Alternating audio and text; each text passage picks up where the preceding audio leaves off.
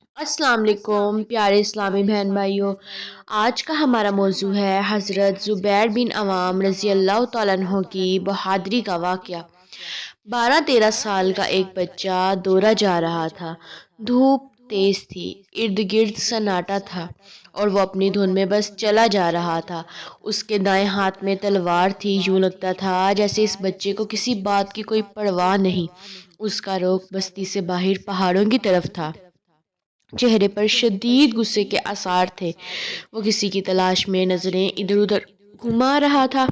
ایسے میں اچانک چٹان کے پیچھے کوئی نمودار ہوا۔ بچے نے تلوار کو مضبوطی سے پکڑ لیا۔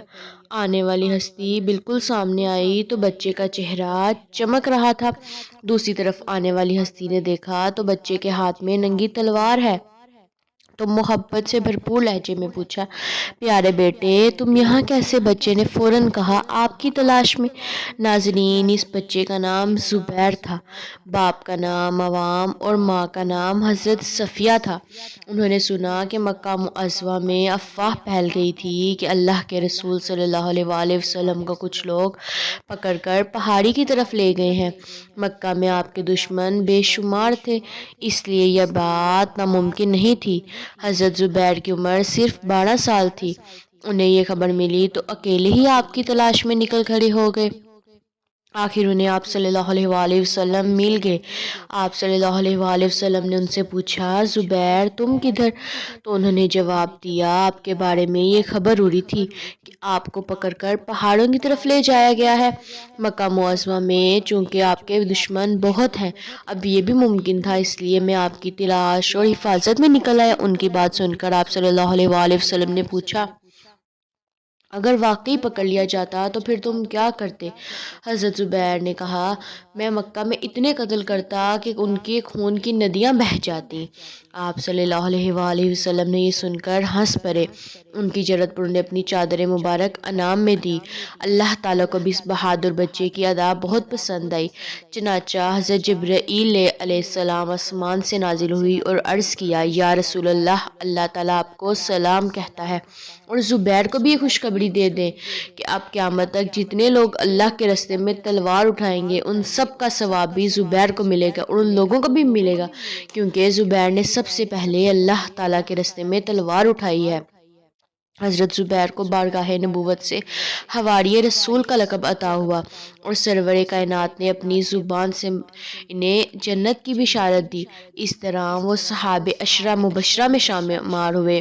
ان کی جلالت قدر کا اندازہ اس بات سے کیا جا سکتا ہے کہ حضرت عمر فاروق انہیں ارکان دین میں سے ایک رکن قرار دیا کرتے تھے۔ حضرت زبیر ہجرت نبوی سے تقریباً 28 سال قبل پیدا ہوئے۔ بچپن ہی سے سایہ پدری سے محروم ہو گئے۔ چچا نوفل بن خویلد نے اپنی سرپرستی میں لے لیا اور ان کی پرورش کی۔ حضرت زبیر کی والدہ حضرت صفیہ بڑی شجاع اور شیردل خاتون تھیں۔ وہ اپنے فرزند کو بھی ایک سخت کوش، بہادر اور نڈر سپاہی بنانے کی آرزومند تھیں۔ چنانچہ وہ حضرت زبیر سے سخت محنت و مشقت کا کام لیتی اور وقتاً فوقتاً ڈانٹ پٹر اور زور و دکوب سے بھی گریز نہ کرتی۔ نوفل بن خویلد ایک دن بھتیجے کو ماں کے ہاتھوں پیٹتا دیکھ کر بے تاب ہو گئے اور حضرت صفیہ کو سختی سے روکا کہ اس طرح تم بچے کو مار ڈالو گی۔ انہوں نے بنو ہاشم سے بھی کہا کہ وہ صفیہ کو بچے پر سختی کرنے سے روکیں۔ جب اس بات کا چرچا عام ہوا تو حضرت صفیہ نے لوگوں کے سامنے یہ رچ پڑا، جس نے یہ کہا کہ میں اس زبیر سے بغض رکھتی ہوں، اس نے غلط کہا، میں اس کو اس لیے پیٹتی ہوں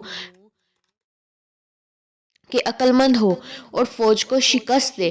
حافظ ابن حجر رحمۃ اللہ نے اصابہ میں لکھا ہے کہ حضرت زبیر کو لڑکپن میں ایک جوان آدمی سے مقابلہ پیش آ گیا۔ انہوں نے ایسی ضرب لگائی کہ اس شخص کا ہاتھ ٹوٹ گیا۔ لوگوں نے حضرت صفیہ سے شکایت کی تو انہوں نے سب سے پہلے یہ سوال کیا، کیا تم نے زبیر کو کیسا پایا، بہادر یا بزدل؟ غرض ماں کی تربیت کا یہ اثر ہوا کہ حضرت زبیر بڑے ہو کر ایک دلاور صف شکن اور عظیم شجاعت بنے۔ روایات کے مطابق انہوں نے 8 یا 12 سال کی عمر میں ہی دعوت حق پر لبیک کہا۔ جب تک وہ اسلام نہیں لائے تھے اپنے چچا کی شفقتوں کا مرجع تھے، لیکن جو ہی انہوں نے دعوت حق قبول کی چچا کا رویہ بدل گیا اور اس نے ان پر سخت مظالم ڈھانے شروع کر دیے۔ حافظ ابن کثیر رحمۃ اللہ نے البدایہ میں ابو الاسود سے روایت کی ہے کہ حضرت زبیر کے چچا ان کو چٹائی میں لپیٹ دیتے، آگ سے لگا کر اس کی دھونی دیتے اور کہتے کہ اپنے آبائی دین کی طرف لوٹ آ، لیکن حضرت زبیر ہر بار یہی کہتے، کچھ بھی کرو اب میں کافر نہیں ہو سکتا۔ جب چچا کی اعزا رسانی حد سے بڑھ گئی تو حضرت زبیر نے حضور پاک صلی اللہ علیہ وآلہ وسلم کے ایما پر حبشہ کی ہجرت اختیار کی۔ کچھ عرصہ وہاں گزار کر مکہ واپس آ گئے اور تجارت کا شغل اختیار کیا۔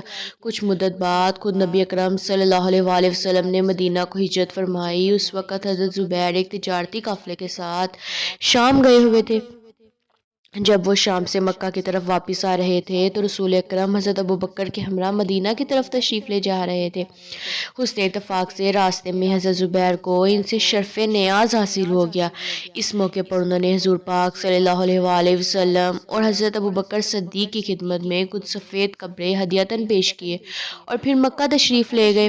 تھوڑے ہی عرصے بعد انہوں نے اپنی والدہ حضرت صفیہ اور بیوی حضرت اسما کے ہمراہ مدینہ کو ہجرت کی اور کچھ مدت قباء میں قیام پذیر رہے۔ وہیں 1 ہجری میں ایک اور دوسری روایت کے مطابق 2 ہجری میں حضرت اسما کے بطن سے حضرت عبداللہ ابن زبیر پیدا ہوئے۔ ان کی ولادت سے پہلے کئی ماہ تک کسی مہاجر کے ہاں کوئی اولاد نہ ہوئی تھی، اس لیے یہود مدینہ نے مشہور کر رکھا تھا کہ ہم نے مسلمانوں پر جادو کر دیا ہے اور ان کا سلسلہ نسب منقطع کر دیا ہے۔ حضرت عبداللہ پیدا ہوئے تو مسلمانوں کو بے حد خوشی ہوئی۔ انہوں نے فرط انبساط میں زور سے نعرے تکبیر بلند کیے کہ دشت و جبل گونج اٹھے۔ مسلمانوں کو زیادہ خوشی اس بات کی تھی کہ ولادت باسعادت نے یہودیوں کے دجل و تبلیس کا پردہ چاک کر دیا ہے۔ ہجرت کے بعد غزوات و مشاہد کا سلسلہ شروع ہوا تو حضرت زبیر نے ہر معرکے میں کمال درجے کی استقامت اور بے جگری سے داد شجاعت دی۔ کئی موقعوں پر خود ذات رسالت پاک صلی اللہ علیہ وآلہ وسلم نے ان کی شجاعت اور جذبہ فدیت کی برملا تعریف و تحسین فرمائی۔ حضرت علی انہیں اشجع العرب کہا کرتے تھے۔ حق و باطل کا معرکہ اول بدر کے میدان میں برپا ہوا تو حضرت زبیر کی شمشیر خار شگاف دشمن کی صفوں پر بڑھ کے بے امان بن کر گری اور انہیں درہم برہم کر کے رکھ دیا۔ جدھر جھک پڑتے تھے دشمن کا دل بادل کائی کی طرح پھٹ جاتا۔ اس دن ان کے سر پر زرد عمامہ تھا۔ حضور پاک کی نظر اس پر پڑی تو فرمایا، آج مسلمانوں کی مدد کے لیے ملائکہ بھی زرد عمامے باندھ کر آسمان سے اترے ہیں۔ حضرت اسما بنت ابوبکر سے روایت ہے کہ